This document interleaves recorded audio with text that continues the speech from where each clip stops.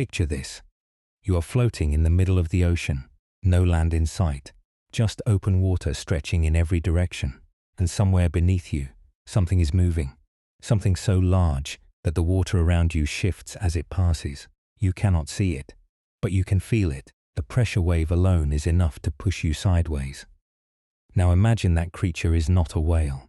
It is something with a jaw the size of a car, something with teeth that could shred a killer whale in a single bite, something that did not live in a science fiction movie. It lived right here, on planet Earth, in oceans that covered the very ground beneath your feet. And here is the thing that absolutely nobody is talking about enough. Scientists are now telling us that these animals were even bigger than we originally thought. Bigger, not smaller. We have been underestimating the monsters of the ancient ocean for decades, and only now, in the last few years, are we starting to understand just how terrifyingly massive these things really were. So the question is not just how big were they. The real question is why.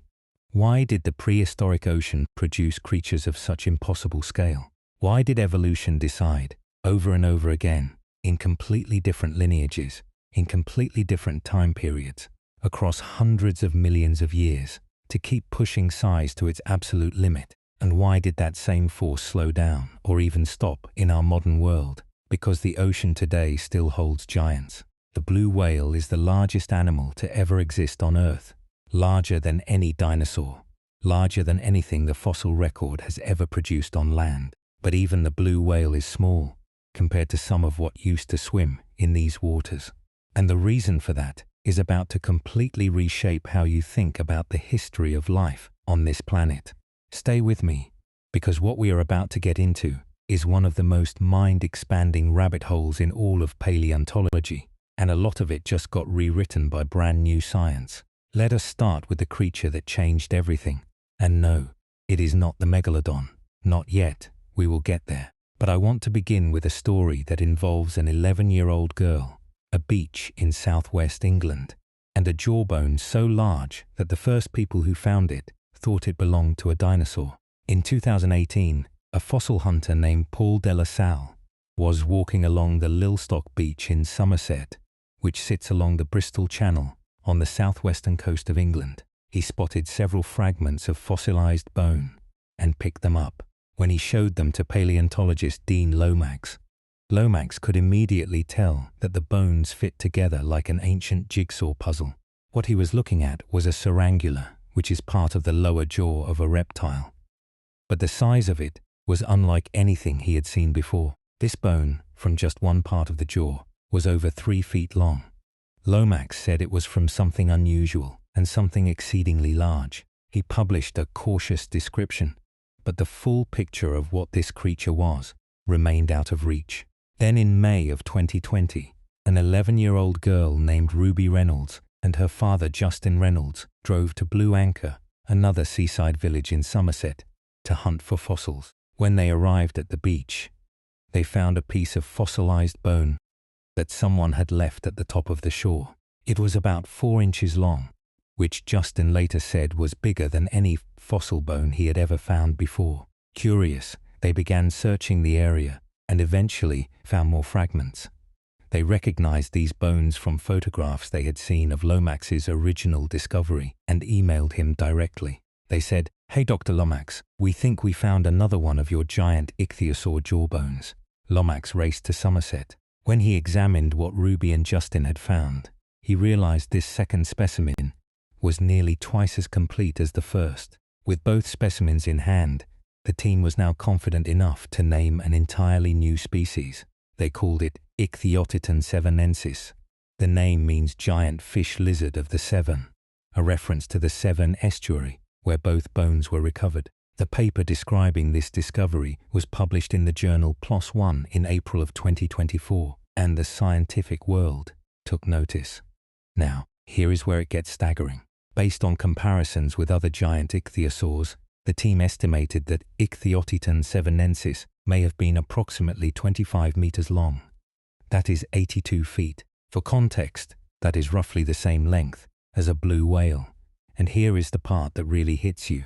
Lomax mentioned that the animal may not have even been fully grown when it died. There are even some informal estimates linking other bone fragments from Ost Cliff in England to potentially even larger individuals, somewhere between 30 and 35 meters in length. That is over 100 feet. The largest animal to ever exist in the history of life on Earth might not have been the blue whale after all. But what kind of animal was an ichthyosaur? These were marine reptiles that first appeared roughly 250 million years ago. Despite being reptiles, they looked remarkably like dolphins, with streamlined bodies and large eyes. They breathed air and gave birth to live young in the ocean.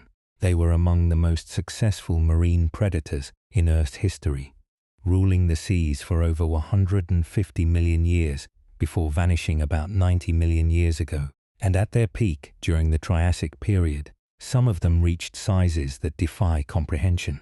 The fact that Ichthyotitan lived at the very end of the Triassic, around 202 million years ago, is significant, because right after that, a mass extinction event wiped out the giant ichthyosaurs. The surviving ichthyosaurs were much smaller. They never again reached the scale of Ichthyotitan, and that mass extinction was triggered largely by ocean acidification, a chemical catastrophe that fundamentally changed the seas. So even 202 million years ago, we can see a pattern starting to form. The ocean was producing giants, and then something was killing the conditions that made those giants possible. Understanding why the giants existed in the first place requires us to go back even further and look at the ocean itself. Here is something that will change the way you see our planet. The Earth today is not the same Earth that produced the monsters we are talking about. The atmosphere was different. The ocean chemistry was different. The temperature was different. And all of those differences matter enormously when you are trying to grow a body the size of a city bus, let alone something the length of 2 city buses end to end. Let us talk about oxygen first. Research that was published in August of 2025 by scientists at the University of Washington revealed something remarkable. Around 390 million years ago, deep ocean oxygen levels underwent a permanent and dramatic increase.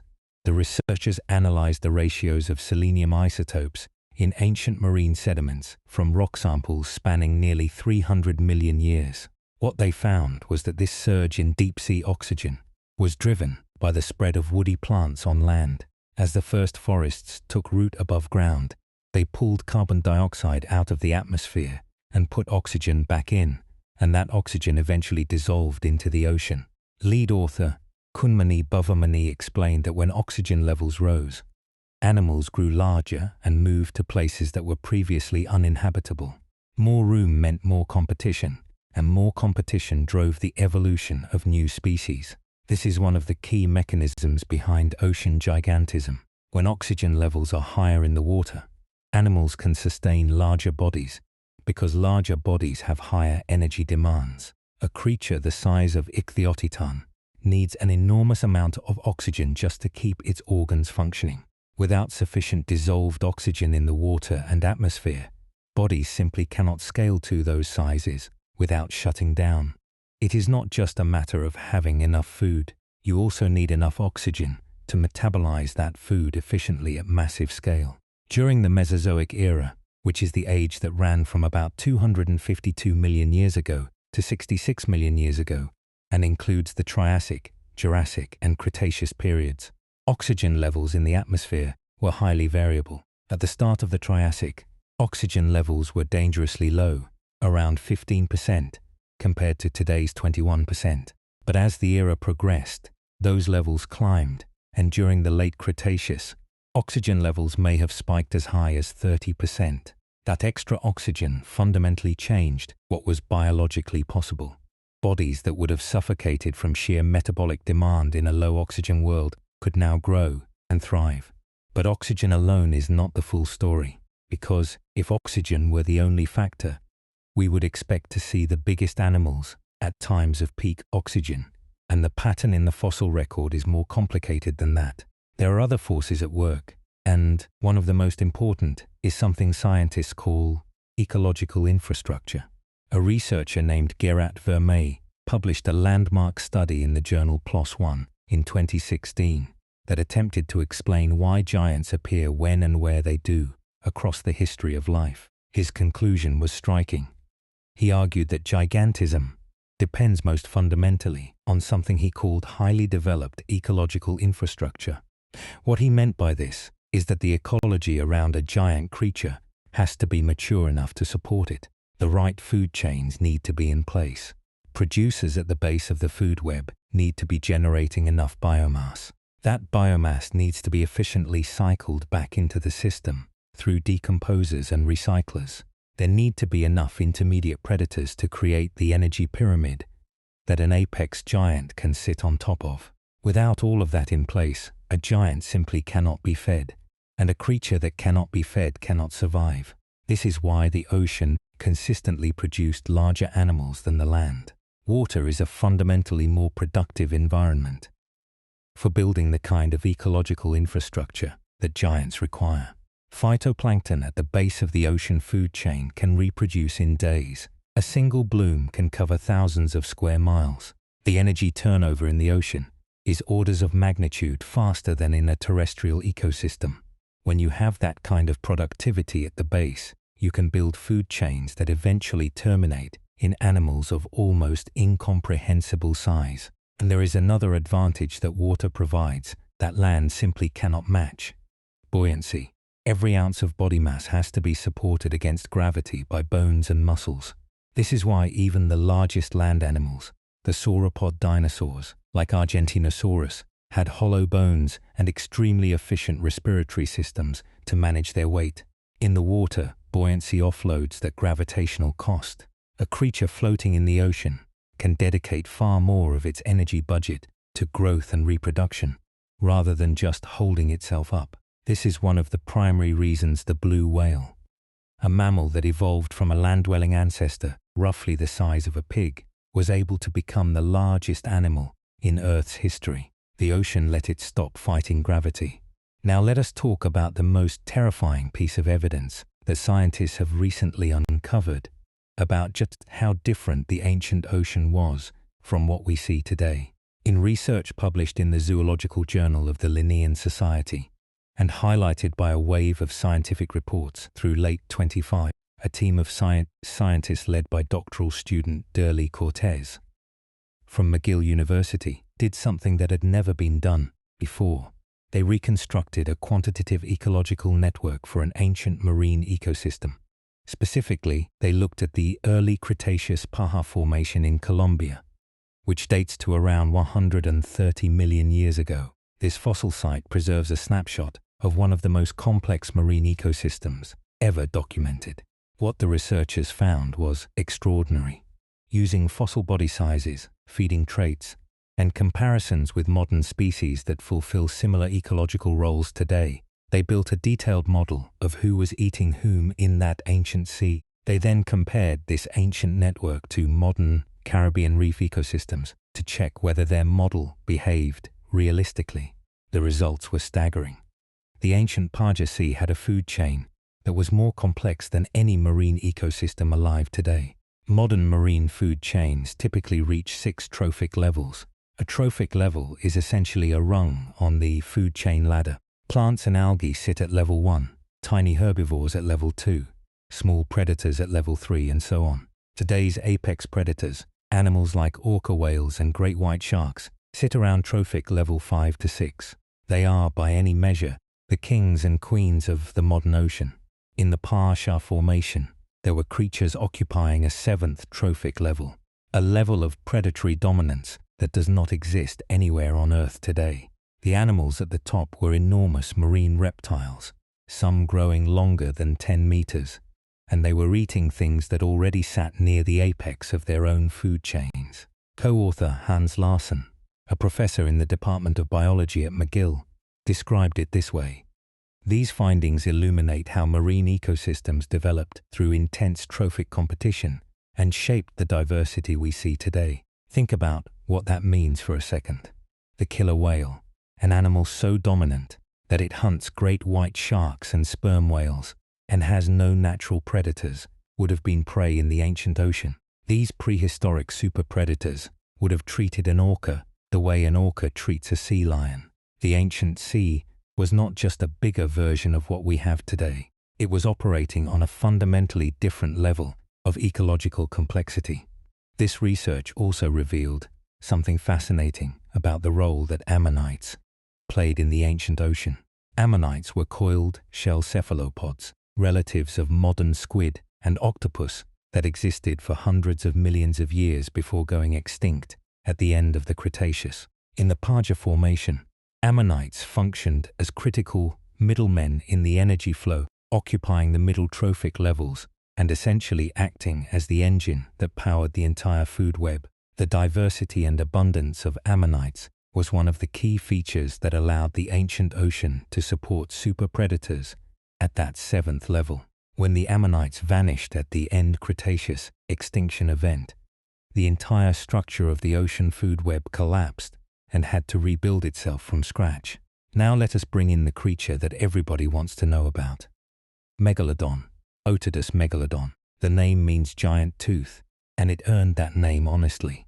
Megalodon was the largest shark to ever exist, and for a long time we thought we understood it reasonably well. A big great white shark, maybe 50 to 60 feet long, terrifying but at least comprehensible. Then in March of 2025, everything changed. A study led by paleobiology professor Kenshu Shimada of DePaul University, involving 28 additional experts in shark biology, fossils and vertebrate anatomy from institutions across the globe, published new findings in the journal Paleontologia Electronica, and what they found fundamentally rewrote our understanding of this animal. For decades, scientists estimated Megalodon's size using its teeth. Megalodon teeth are serrated, triangular, and can grow up to 18 centimeters long. Because they resemble the teeth of modern great white sharks, and because teeth were essentially the only fossil evidence scientists had to work with for a long time, the assumption was that Megalodon was built like a great white, just much larger. That approach gave estimates of around 50 to 65 feet. But Shimada's team asked a different question. What if Megalodon was not built like a great white at all? What if the assumption was wrong from the start? The researchers compared the body proportions of 145 modern shark species and 20 extinct species, building a comprehensive database of how heads, trunks, and tails relate to overall body length across the shark family tree. They then compared those proportions against the parts of Megalodon that have actually been preserved in the fossil record, most importantly a nearly complete fossilized spinal column from Belgium that measures 11 meters, which is 36 feet long. What they discovered was that the best modern analog for Megalodon's body proportions was not the great white shark at all. It was the lemon shark, a much more streamlined, elongated fish. When the team scaled up lemon shark proportions to Megalodon's estimated trunk length, the fit was almost perfect. And when they calculated the total body length using this new framework, the numbers they got were dramatically larger than previous estimates. The Belgian specimen, which represents the trunk alone, suggests that particular individual was around 4 meters long, which is 54 feet. But a larger vertebra found in Denmark, which is 23 centimeters in diameter, compared to the Belgian specimen's 15 centimeters, suggests the animal it belonged to may have been approximately 3 meters long. That is 80 feet, almost 2 school buses placed end to end. And the team at the Western Australian Museum, which was part of this same collaboration, noted that the shark likely weighed around 94 tons. Professor Philip Sternes, one of the study co-authors, put it bluntly: gigantism is not just about getting bigger. It is about evolving the right body to survive at that scale. And Megalodon had evolved exactly that. Its streamlined form would have allowed it to glide through the water efficiently, despite its enormous size.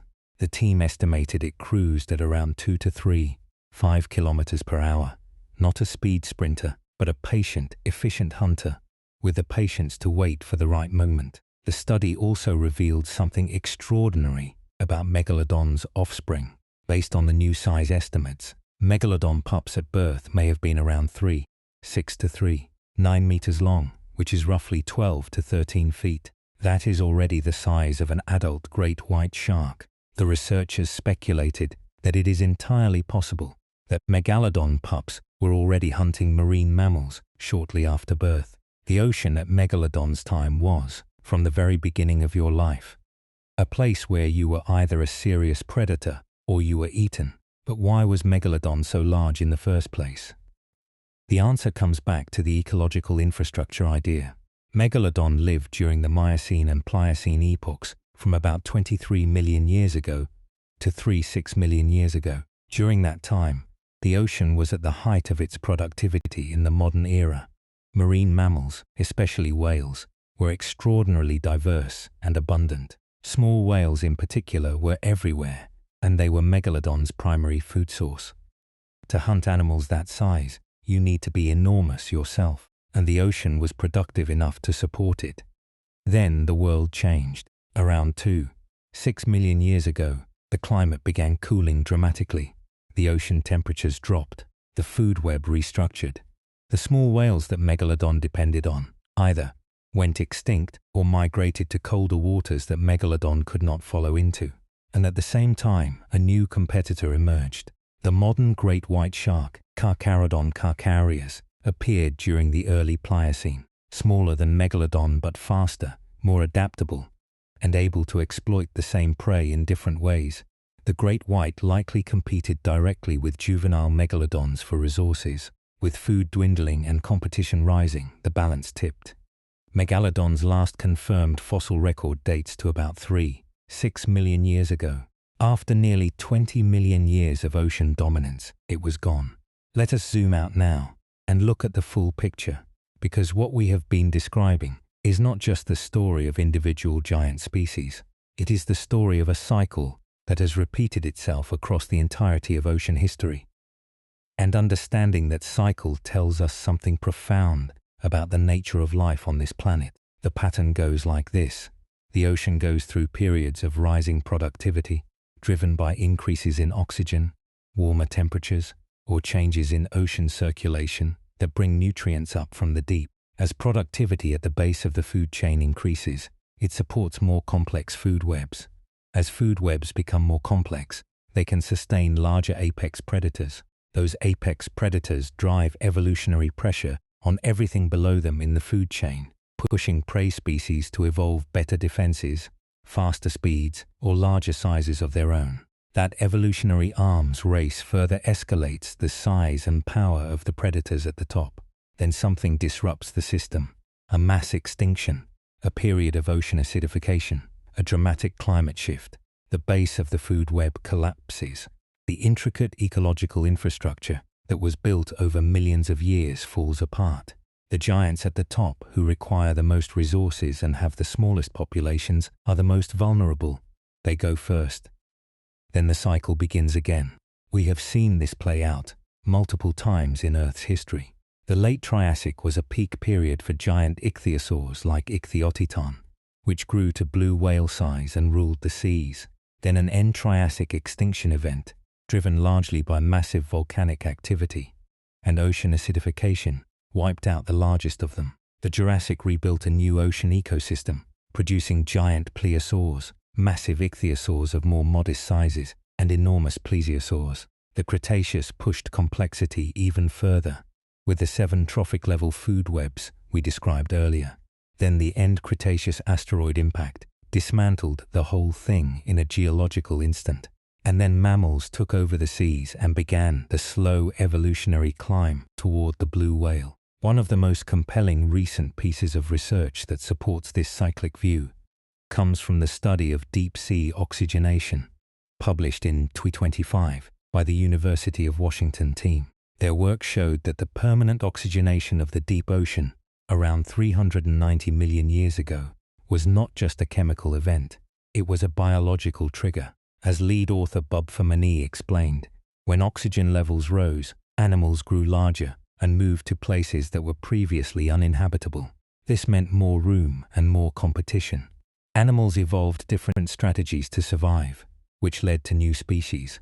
In other words, oxygenation did not just allow existing animals to get bigger, It opened up entirely new ecological space that could be colonized and exploited, driving an explosion of diversity and body size simultaneously. Now let us talk about a creature that has been somewhat overlooked in popular discussions of ancient ocean giants, and whose story adds another crucial dimension to this picture: the plesiosaurs.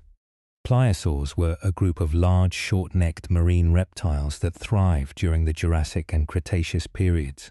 They had massive skulls, powerful jaws lined with conical teeth, and 4 large paddle-like limbs that made them exceptionally fast through the water. Think of them as enormous aquatic crocodilians built for speed and ambush. In the Paja Formation research we discussed earlier, plesiosaurs were identified as occupying the highest trophic level, the legendary 7th tier, making them the ultimate apex predators of that ancient Columbian sea. And these things were not small. We are talking about animals with skulls that could exceed 2.5 meters in length. In late 2023, a team of scientists revealed a near-complete plesiosaur skull, discovered in the cliffs of Dorset on England's Jurassic coast. Sir David Attenborough covered the discovery in a BBC documentary. The skull alone stretched nearly 2 meters, and scaling from the skull to the rest of the body suggests this individual plesiosaur may have been around 14 to 15 meters long. Its bite force was estimated to be among the most powerful of any animal ever to exist. In 2026, a research paper described a cervical vertebra of a large plesiosaur from the Valanginian strata of the Rosa Blanca Formation in Colombia, representing the oldest known fossil material of a large plesiosaur from the lower Cretaceous strata of northern South America. The story of ocean giants is global. These animals were not confined to a single sea or a single region. They spread across the world's oceans, because those oceans, connected and expansive, offered the ecological infrastructure to support them everywhere. The 2026 study of fossil bite interactions between ichthyosaurs and plesiosaurs also revealed something that makes the ancient ocean feel viscerally real in a new way. Scientists described an ichthyosaur vertebra that had been punctured by a large pliosaur tooth, providing direct physical evidence of predation between the two groups. These were not animals that simply coexisted at different levels of the food chain in abstract ecological models. They were actively hunting each other. The marks of those encounters survived in stone for over 150 million years. The ocean was not just productive, it was brutal, competitive, and relentlessly driving every species to its biological limits. There is one more element of this story that I think deserves attention, and it touches on something that feels personally relevant to where we are right now, because the conditions that produced ocean giants were not just ancient history. They are conditions that we are actively altering. The prehistoric oceans had high productivity because they had stable and abundant nutrient cycles. They had complex food webs because those webs had millions of years to mature and interconnect. They had clean, well-oxygenated water that supported large bodies. And the giants at the top of those food webs were the product of all of those factors working together in concert. Today, the ocean is changing. Oxygen levels in certain parts of the ocean are declining, a phenomenon scientists call ocean deoxygenation, caused primarily by warming temperatures. Warmer water holds less dissolved oxygen. Simultaneously, ocean acidification, driven by the absorption of excess carbon dioxide from the atmosphere, is disrupting the chemistry that marine organisms depend on to build shells and skeletons. And overfishing has removed massive amounts of biomass from the middle trophic levels, dismantling the ecological infrastructure that supports larger animals. The research on the Paja Formation noted that after major extinction events, food webs restructure. Do they always rebuild in similar ways? Does the maximum trophic level always drop when biodiversity crashes? These are questions that scientists are now trying to answer by studying fossil ecosystems, because those ancient records give us the only long-term perspective on what happens when the ocean's ecological infrastructure is dismantled. What we know from the fossil record is this: when conditions are right, the ocean will grow giants. It has done it over and over again, in dozens of different lineages, across hundreds of millions of years. The Triassic had its ichthyosaurs, the Jurassic had its plesiosaurs, the Cretaceous had its mosasaurs and its 7 trophic-level food webs. The Miocene had megalodon, and today we have the blue whale, the largest animal in Earth's entire history, still alive, still swimming, a testament to what the ocean can produce when conditions allow. But the fossil record also shows us what happens when those conditions collapse. And the collapses in Earth's history were not engineered. They were triggered by asteroid impacts, by volcanic eruptions, by orbital changes that shifted global temperature. What we are doing today is different. It is directed. It has a source. And unlike an asteroid, it is something that can be changed. So why did prehistoric oceans have so many giant creatures? And why did they turn out to be even bigger than we originally thought? The answer is not simple, and it is not a single thing. It is a convergence. Higher oxygen levels in water and atmosphere that allowed metabolic processes to scale up. A buoyant environment that freed animals from the constraints of gravity. Ecological infrastructure that matured over tens of millions of years into food webs of extraordinary complexity, reaching trophic levels that have no modern equivalent. Global ocean temperatures that, while different from today, supported explosive productivity at the base of those food webs. And evolutionary arms races so intense that every lineage that entered the ocean eventually pushed toward size as a competitive strategy, because being bigger than your predator is one of the most reliable survival strategies life has ever discovered. The new science on Ichthyotitan, which may have matched the blue whale in length at over 82 feet. The new data on Megalodon, now estimated at up to 80 feet and more streamlined than anyone imagined. The discovery that ancient food webs reached a 7th trophic level that nothing in the modern ocean can match. All of these pieces fit together into a single picture of an ocean that was, in many ways, operating at a level of scale and ecological complexity that we are only now beginning to truly comprehend. These were not just big animals. They were the product of conditions so specifically favorable to size that they may never fully return. And the evidence for how large they actually were is still being found. On beaches in Somerset by 11-year-old girls, in fossil cliffs along the Jurassic coast, in rock formations in Colombia, in museum drawers full of vertebrae that have been waiting for someone to ask the right question. The ancient ocean gave us creatures that defy imagination, and we are still in the early chapters of understanding just how magnificent, how enormous, and how dominant they truly were. The monsters were real. They were bigger than we thought, and the ocean that made them is a story that is far from over.